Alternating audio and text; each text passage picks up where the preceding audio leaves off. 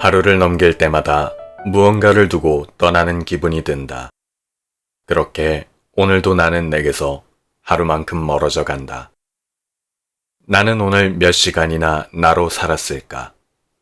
옛 사람들은 이런 질문이 떠오를 때마다 자신만의 방으로 스스로를 초대했다. 나에게서 떠나고 싶어서가 아니라 나에게로 가만히 머물고 싶은 순간. 나를 갈무리하는 일상의 여백, 신독.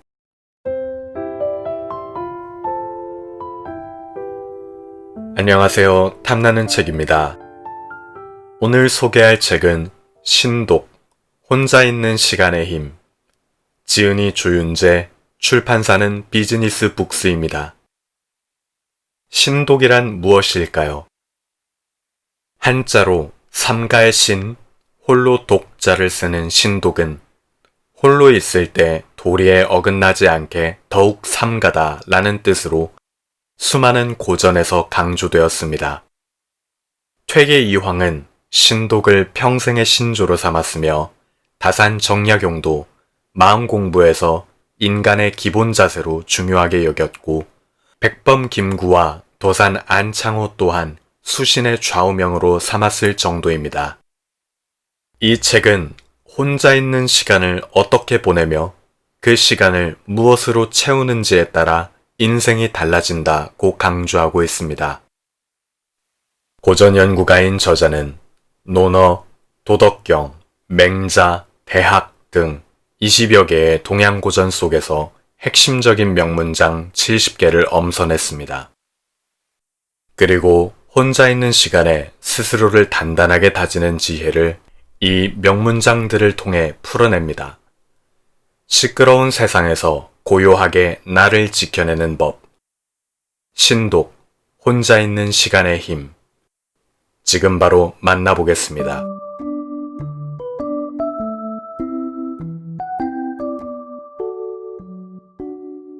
주변이 어지럽다면 내가 어수선하지 않은지 돌아보라.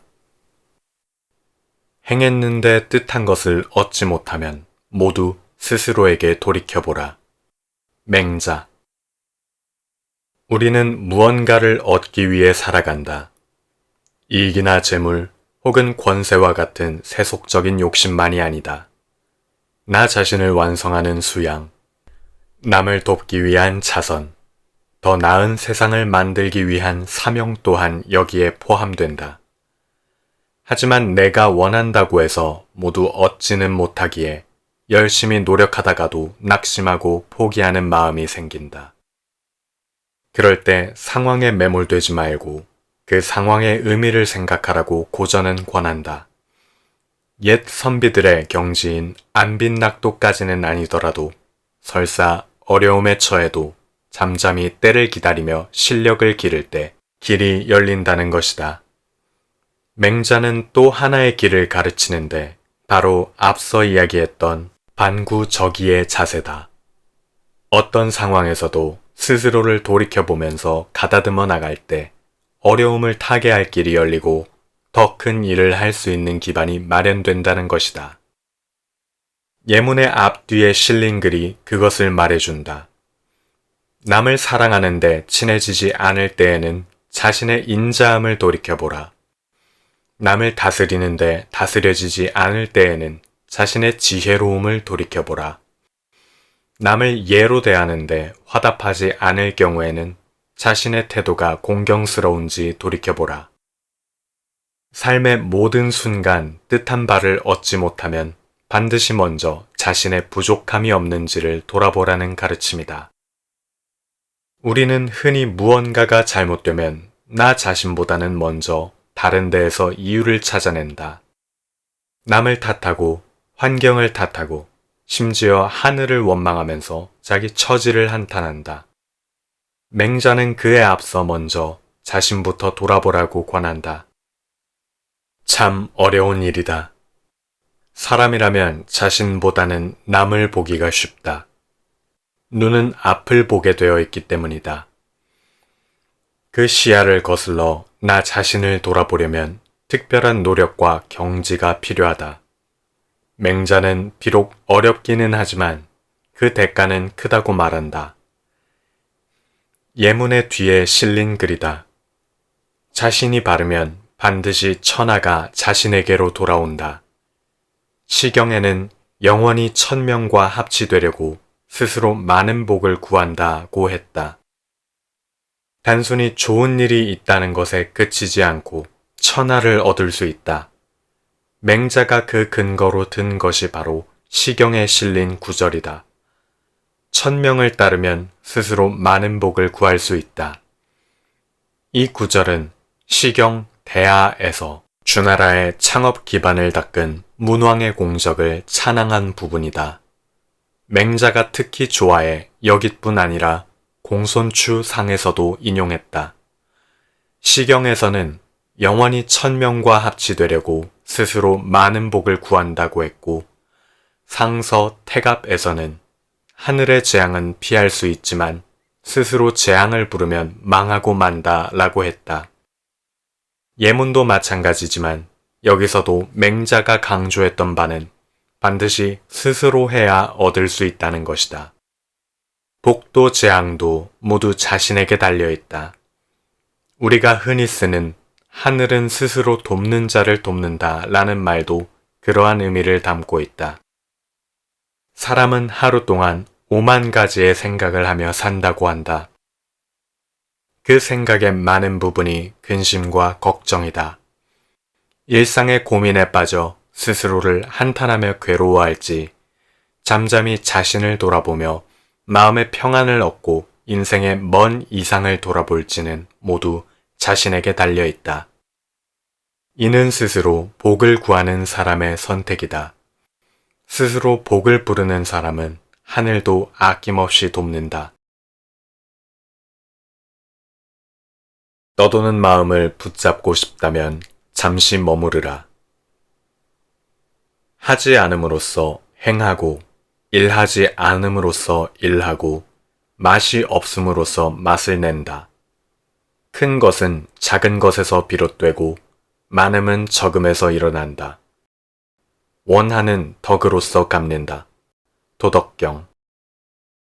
육아의 시조인 공자의 철학이 세상을 바꾸기 위해 열심히 노력해야 한다는 유의라면, 노자를 시조로 하는 도가는 아무것도 하지 않아야 오히려 세상이 구제될 수 있다는 무위를 주장한다.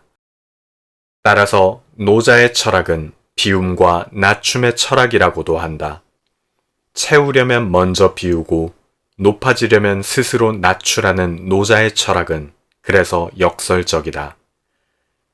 약한 것이 강한 것을 이기고 부드러운 것이 단단한 것을 이긴다는 것은 현실에서는 통하지 않는 이치처럼 보이지만 노자의 철학에서는 진리이다. 노자의 철학을 집대성한 책 도덕경 제43장에는 다음과 같이 실려 있다. 하늘 아래 가장 부드러운 것이 하늘 아래 가장 단단한 것을 다스린다. 틈이 없는 것에도 안이 들어감이 없다. 나는 이로써 무위의 유익함을 안다. 말하지 않는 가르침, 하지 않는 것의 이로움, 하늘 아래 누가 이에 미칠 수 있으리오. 부드러움이 단단함을 다스리는 이치를 가능하게 하는 것이 바로 하지 않는 것, 무위다. 하지 않음으로써 가르치고 이롭게 하기에 하늘 아래에서 가장 강할 수 있다고 노자는 말한다. 노자는 낮춤의 철학으로 물의 위대함을 들었다. 도덕경 제8장에 실려있는 유명한 구절이다. 최고의 선은 물과 같다. 물은 모든 만물을 잘 자라게 하지만 다투지 않는다. 스스로 모든 사람이 싫어하는 낮은 곳에 머문다. 그래서 물은 도와 가깝다. 물에는 만물을 이롭게 하는 가장 위대한 힘이 있지만 스스로는 낮은 곳을 찾는다. 높은 곳에 머물지 않고 낮은 곳으로 흘러가기에 최고의 선을 지닌 존재라는 것이다. 이는 사람도 마찬가지다. 높은 곳에 있는 사람이 자리를 고집하지 않고 스스로 낮은 곳을 택하면 오히려 더 높임을 받을 수 있다. 도덕경 제63장에 실려있는 예문도 무위와 역설의 철학을 잘 말해준다.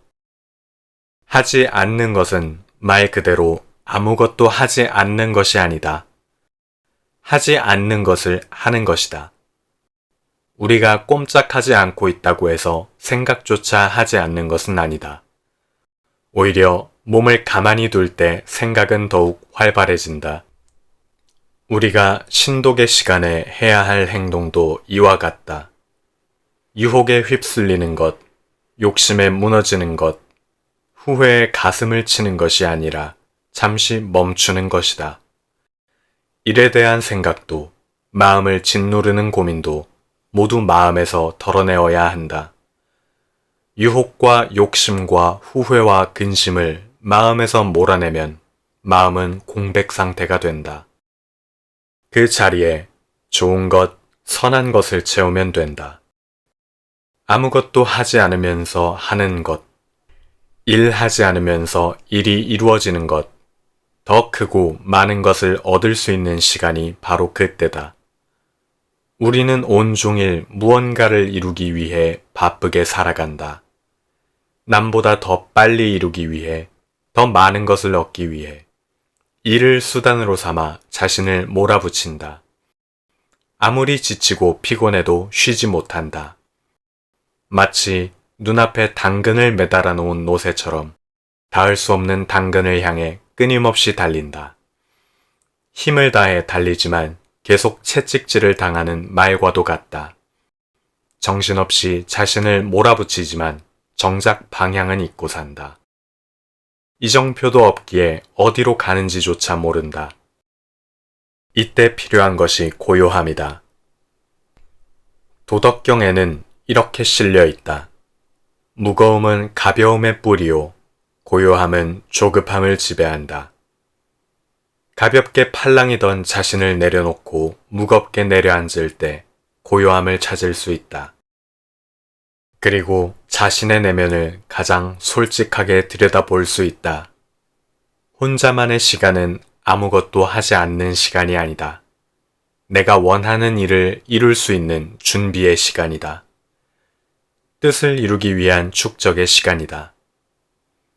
마음에 여백을 두는 까닭은 살아가며 놓쳐왔던 나로 다시 채우기 위함이다.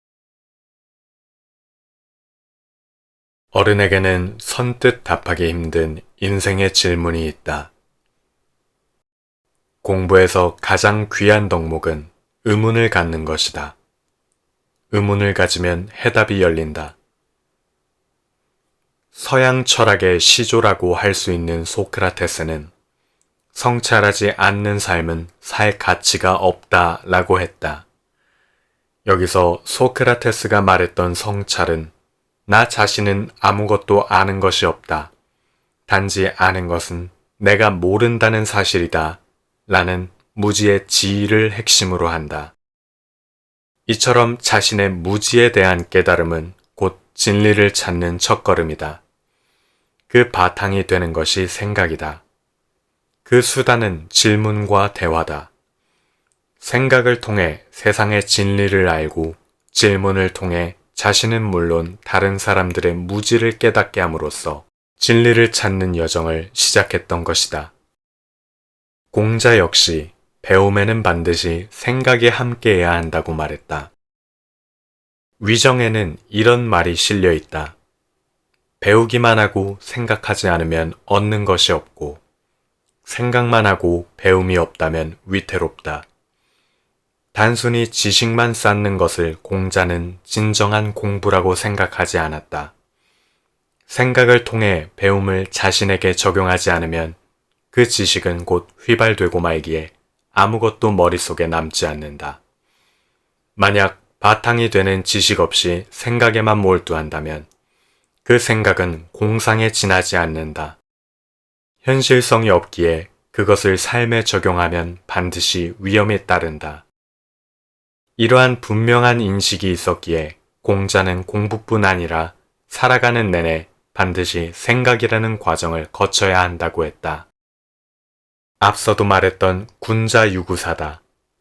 삶의 모든 순간마다 생각이라는 과정을 거치라는 말은 행동하기 전에 반드시 잠깐 멈춤의 시간을 가지라는 뜻이다.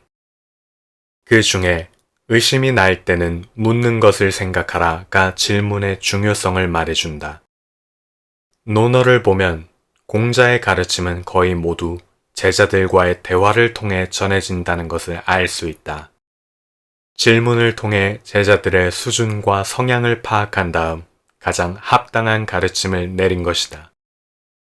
공자 자신도 삶의 모든 순간마다 이러한 자세를 유지했다. 향당에 실려있는 공자의 고사가 이를 잘 말해준다. 공자가 태묘에 들어가 매사를 묻자 어떤 사람이 말했다. 누가 추 땅의 사람이 예를 안다고 했는가? 태묘에 들어가 모든 일을 하나하나 묻더라. 공자가 이 말을 듣고 말했다. 그것이 바로 예다. 예법에 관한 한 최고의 전문가라 할 수 있는 공자가 노나라의 사당인 태묘에서 일일이 예를 묻고 행동했다. 그러자 말 많은 호사가들의 입방아에 올랐다. 누가 공자를 예의 전문가라고 했는가? 태묘에서는 한낱 사당지기에게 예법을 묻더라. 그 말을 듣고 공자는 한마디로 그 상황을 정리했다. 그것이 바로 예다. 태묘에서는 태묘의 담당자를 존중해야 하고 따라서 모든 행동을 태묘지기에게 묻고 행동하는 것이 바로 진정한 예법이라는 말이다. 공자는 몰라서가 아니라 그것이 진정한 예법이기에 그에 따라 행동한 것이다. 현대는 노우와이의 시대라고 한다. 의문을 통해서 본질을 찾을 수 있는 사람이 성공하는 시절이다. 그 근원을 찾아가면 소크라테스의 대화법까지 거슬러 올라가는데 스티브 잡스, 피터 드러커, 이건희 전 삼성 회장까지 모두 이 대화법을 통해 큰 업적을 이룰 수 있었다. 우리가 위대한 인물에 미치지 못할지언정 그들이 견지한 삶의 방식은 따를 수 있다. 가장 좋은 방법은 바로 스스로에게 질문을 던지는 것이다. 나는 지난 하루 어떤 삶을 살았는가? 다가올 하루는 어떻게 살아야 할 것인가? 인간의 진짜 생일은 태어난 날이 아니라 내가 왜 살아야 하는지를 처음 고민한 날이다. 지금까지 신독, 혼자 있는 시간의 힘 일부를 낭독해드렸습니다. 70개의 지혜 중 3개만을 낭독해드렸는데요.